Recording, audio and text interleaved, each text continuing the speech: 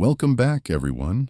Today we pause to honor the American stars we have recently lost, along with other cherished figures whose lives left a lasting impression on the world.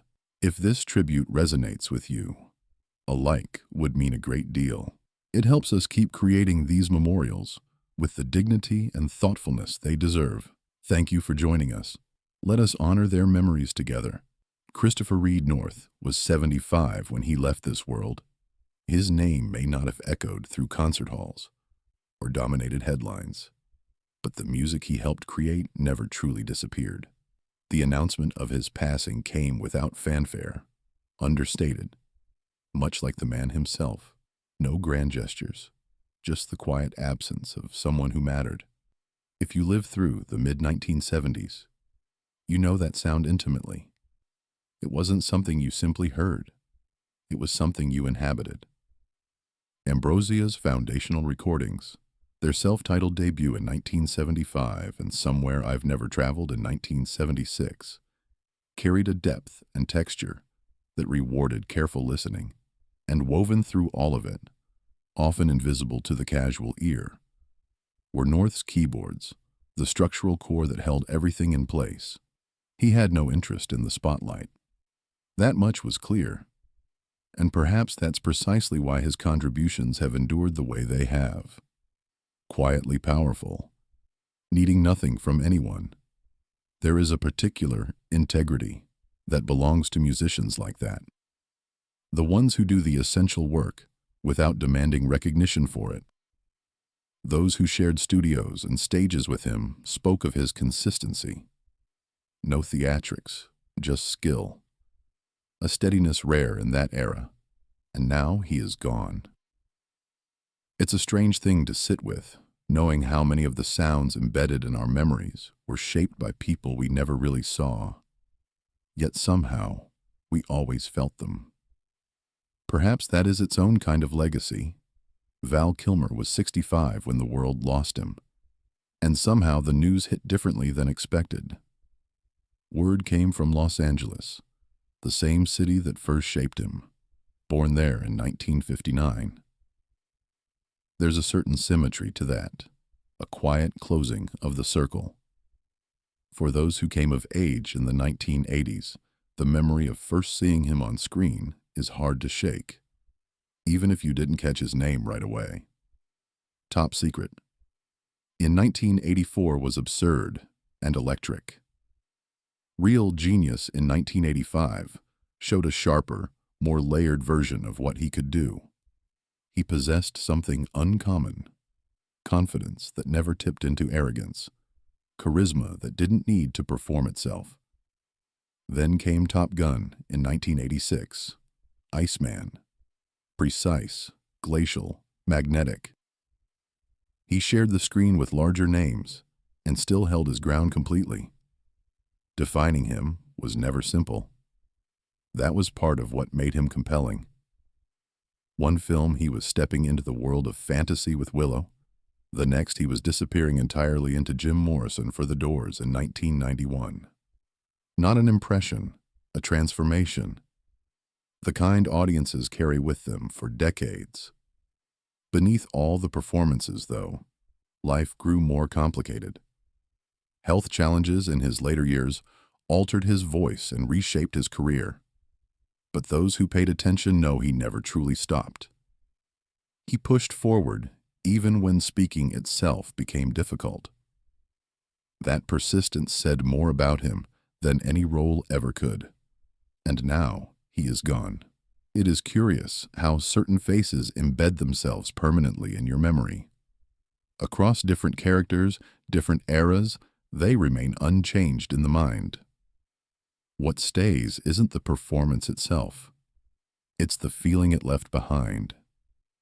Alexander Duong was only 42 when he passed, and that number simply does not settle comfortably. It feels incomplete, as though something was taken mid-sentence. The news emerged from Santa Monica, from Providence St. John's Health Center, arriving without warning or build-up.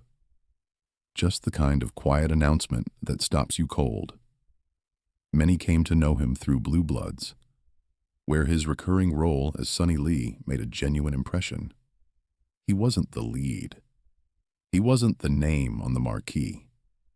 But he was the kind of presence you remembered long after the episode ended.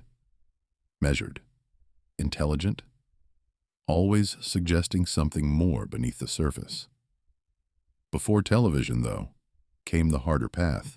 Small comedy clubs in the early 2000s, harsh lighting, cramped rooms, audiences that hadn't decided yet whether to pay attention. He earned every laugh in those spaces, one room at a time. No shortcuts, no advantages. And that foundation showed up in everything he did, on screen afterward. The timing, the restraint, the discipline of knowing when silence was the right choice. People who watched his career develop noticed he was building deliberately, not chasing visibility, but pursuing craft. And then it ends. When someone leaves this young, grief takes a different shape. You mourn not only what they gave, but what they were still moving toward. The roles unplayed, the stories untold. It is remarkable how briefly someone can appear on your screen and still leave something that refuses to fade. Maybe that's what presence really means. Darius Rucker once occupied such a moment, seated quietly with a guitar he no longer needed to play, hands resting on it out of habit more than intention. And for just a breath, something crossed his face. Not doubt about who he was, but quiet wonder at the distance between where he started and where he stood. Because nothing in his early life pointed toward any of this.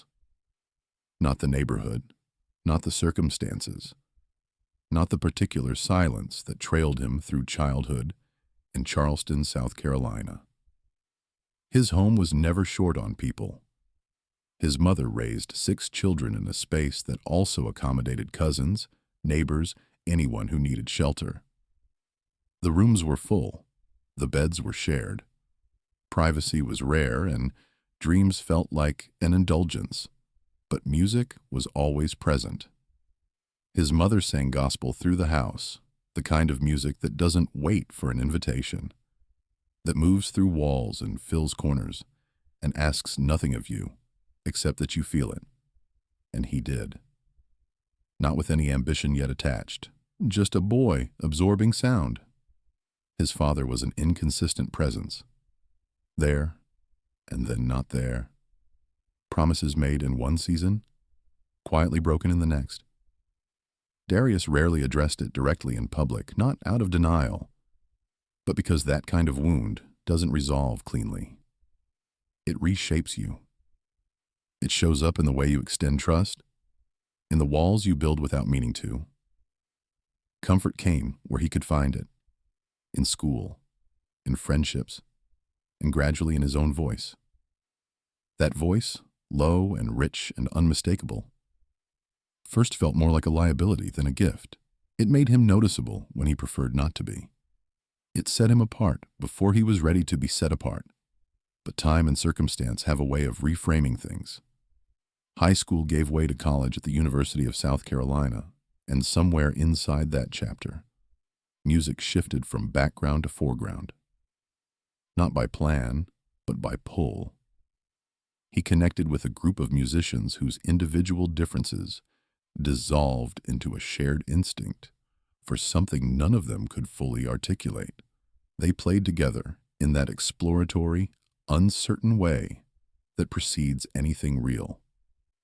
They named themselves Hootie and the Blowfish, a name that sounded more like a punchline than a prophecy. For a long time, that's essentially what it was. Bars with indifferent crowds. Gigs where the audience talked straight through the set. Evenings that yielded nothing except the decision to come back the next night. Darius kept returning. Not because success felt inevitable, but because stopping felt wrong. And that quiet stubbornness, unannounced and undramatic, was quietly building the foundation for everything ahead. Though at the time, it looked like nothing at all. Change, when it came, didn't arrive in a single moment. That's the version people prefer to tell afterward. The overnight transformation. The one record that flipped everything. But the lived experience was different. It was gradual accumulation, a room slightly less empty than the last, a few faces in the audience actually tracking the music, a stranger mouthing lyrics to a song they had just heard for the first time. Small signals that something was shifting, and then the pace changed. In 1994, Cracked Rear View entered the world quietly and then refused to leave. It spread the way certain things do, not explosively, but persistently, finding listeners the way water finds low ground. Hold My Hand and Let Her Cry weren't just played on radio stations. They became embedded in the emotional landscape of an era. There was something in his voice that people recognized without being able to name it. Warmth without sentimentality. Honesty without performance. The voice that had once made him feel exposed was now the thing that made millions feel understood. The album became one of the best-selling debut records in history. The venues expanded. The stakes climbed. That particular stillness before walking on stage took on new weight because now it genuinely mattered what happened next. Darius absorbed that pressure in his own way. In front of crowds, he appeared rooted, as though the stage had always been made for him. But in quieter moments, success felt less like solid ground than like something that could shift without warning. When stability was never guaranteed in childhood, prosperity in adulthood carries its own anxiety. The band's name was now inescapable, but with recognition came the narrowing. Expectations formed around them. A sound, a category, a specific version of themselves that the industry wanted preserved. For Darius, the walls of that definition began to feel restrictive over time. Gratitude was real and lasting, but so was the growing awareness that something inside him wasn't being fully expressed. Questions formed around identity, around belonging, not within the band but within the broader landscape of music itself. He occupied a visible but complicated position, loved by audiences, yet never quite fitting the industry's ready-made containers. That friction didn't erupt. It accumulated slowly, through interviews, through unspoken assumptions, through the particular exhaustion of existing in a space that hasn't fully decided to accept you. Eventually the band stepped back. Not apart, just quieter. And inside that unfamiliar stillness, Darius found himself facing something that felt both new and very old. The openness of not knowing what comes next. Only this time, the whole world was watching. The pull toward country music wasn't strategic. It was something much older than calculation. Country had been part of his private landscape long before Hootie existed, late-night drives, songs heard on the radio that told human stories without flinching, artists like Radney Foster, Dwight Yoakam, and George Strait, whose voices he had known and respected for years. But knowing a world and choosing to walk into it publicly are entirely different things.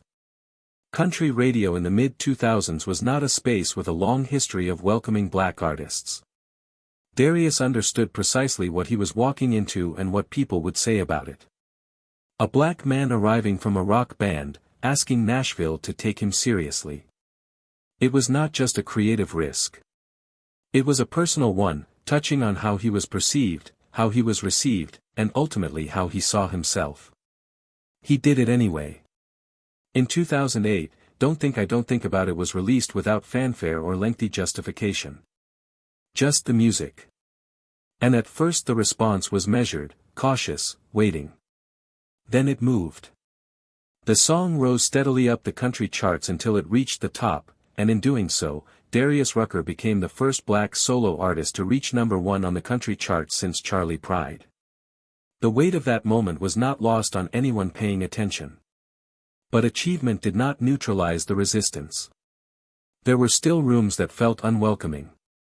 Still audiences that evaluated before they embraced. Still corners of the industry that weren't sure what to do with him. He remained anyway. Not out of defiance, but because this felt authentic in a way that mattered more than approval. He had stopped performing belonging and started simply belonging. Now the pace is gentler, though not diminished. Darius Rucker still takes the stage. Still reaches for the same guitar. Still opens his mouth and produces that voice, the one people recognize within a single phrase. But something about him reads differently now. More settled. As though the years have brought a kind of ease that can't be manufactured or rushed. When Learn to Live found its audience in 2009, the feeling wasn't triumph exactly. It was closer to relief. The particular exhale of something finally clicking into place without requiring explanation. And he didn't just pass through country music. He remained. Albums continued. Audiences grew. Awards acknowledged what fans already knew. But life kept moving alongside the music. There were private losses. Friendships that ended too soon. A divorce in 2020, acknowledged quietly, without spectacle, another bend in a road that had never been straight. Through each of these, he didn't retreat. He adapted and kept moving. The labels people applied to him over the decades, rock frontman, country singer, crossover artist, eventually stopped mattering because he had simply outlasted their usefulness. In interviews now there is no urgency to justify or explain. He speaks with the unhurried quality of someone who has made peace with the distance traveled. For many people watching today, he represents more than a discography. He is a living through line, a voice that was present in one chapter of their lives and somehow still present in another. That continuity is rare and meaningful, particularly for those who understand firsthand what it costs to change without losing yourself. And if you watch carefully during those quiet moments after the show, when the crowd has dispersed and the lights have softened, you can still find him there. Guitar in hand. Unhurried. Not wondering anymore. Just present. As if every uncertainty, every risk, every silent choice that no one witnessed somehow guided him here, not to a finish line, but to something truer and more enduring than he ever thought to hope for. And perhaps the most honest thing that can be said is this: he may still be in the process of becoming exactly who he was always meant to be.